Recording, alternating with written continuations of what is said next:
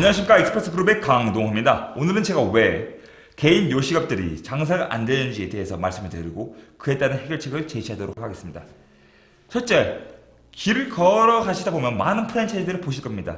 근데 그 프랜차이즈들이 왜 장사가 잘 되는지, 혹은 장사가 조금 안 되더라도 왜 사람들이 찾아가는 이유가 뭔지에 대해서 말씀을 먼저 드리고, 왜 이 방안 같은 것을 어떻게 개인 요식을 하시는 분들에게 가져올 수 있는지에 대해서 말씀을 드리도록 하겠습니다. 첫째, 왜 프랜차이즈가 잘 되는지 말씀을 드리도록 하면, 우리는 TV 혹은 많은 미디어를 통해서 이 프랜차이즈에 관한 광고를 봅니다. 최소 5번에서 7번 이상을 보면서 이 브랜드에 인식을 하게 됩니다. 또 주변 사람들이 이렇게 가면서 말을 해주는데 그 지인을 통해서 신뢰를 하게 됩니다. 당연히 주변에 많다 보니까 많은 주변 사람들이 쉽게 접할 수 있으며 이에 대한 SNS에 글도 많이 올라옵니다.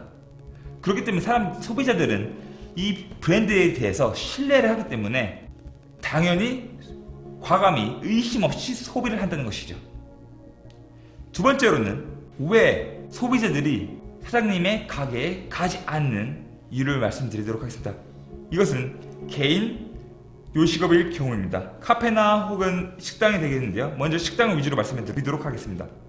식당 같은 경우는 예를 들어서 일식, 중식, 한식 어떤 것을 하셨든 간에 단돈 10,000원이라도 소비자는 헛되이 쓰고 싶어 하지 않습니다.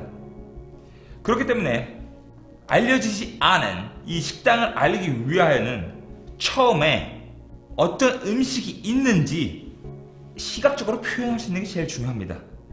처음 제일 중요한 것은 오픈을 하셨을 때 사람들을 줄 세워서 먹을 수 있도록 할 수 있게끔 하는 것이 제일 중요합니다. 그래서 오픈을 하실 예정이신 분이라면 오픈하시기 전에 지인들에게 모두 초청장을 보내서, 혹은 지인의 지인, 친척들을 다 동원해서 최소 2-3일 동안은 내 가게에서 사람들이 줄 서서 먹는 모습을 보여주십시오. 50% 할인, 70% 할인을 해서라도 사람들이 줄 서서 먹는 모습을 보여주셔야지 다른 사람들이 여기서 왜 줄 서서 먹는지 궁금해합니다. 영어로는 이런 말이 있습니다. Monkey see, monkey do. 원숭이는 원숭이가 하는 것을 보고 따라한다.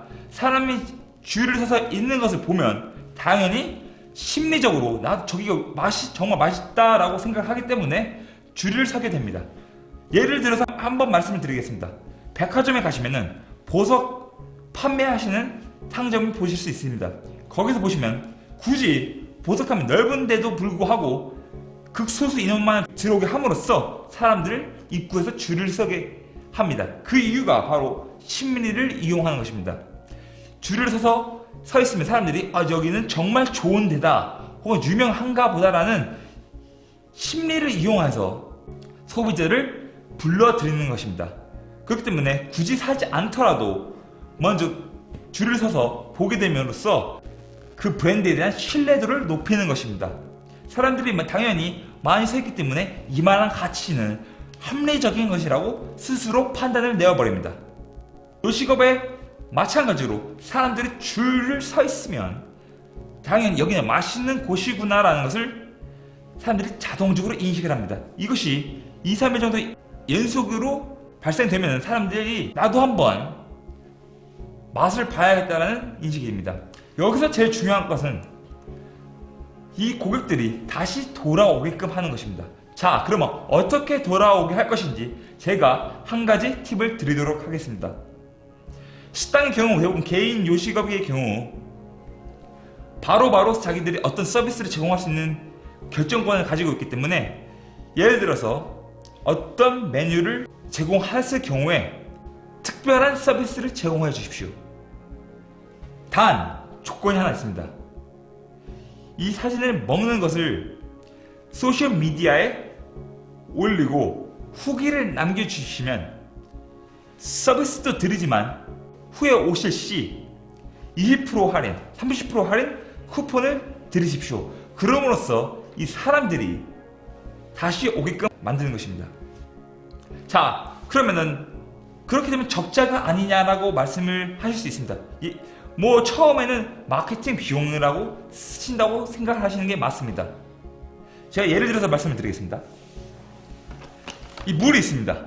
물이 있는데 한국의 유명한 뭐 삼다 수가 있죠. 혹은 아이시스. 근데 제가 예를 들어서 익스프레소 물이라는 것을 만들었습니다. 과연 소비자들이 마실까요? 물론 가격을 엄청 싸게 해서 하면 누구든지 맛은 볼 수 있습니다. 하지만 소비자들은 이미 친근한 것에 익숙해져 있기 때문에 쉽사리 도전하지 않습니다.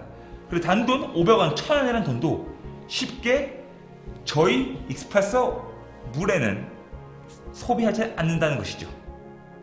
마찬가지로 소비자들이 최소 5번에서 7번 정도는 이 브랜드에 대해서 보고 들어봐야 신뢰를 하고 지출이 나옵니다. 물론 맛은 좋다는 가정 하에 말씀을 드리는 것이죠. 그렇기 때문에 소비자들이 다녀갔을 경우에 그냥 단순히 말로 구두로 전달을 하는 것이 아니라 SNS로 홍보를 소비자들이 할 수 있도록 기본 제공 메뉴 이외에 서비스도 제공하지만 SNS 남기면서 제 방문 시에 또 올 수 있는 여지를 만드는 것입니다. 20% 30% 쿠폰을 주면서 재방문을 하면은 그 여파로 인해서 주위 사람도 올 수 있다는 것이죠. 이해하셨습니까?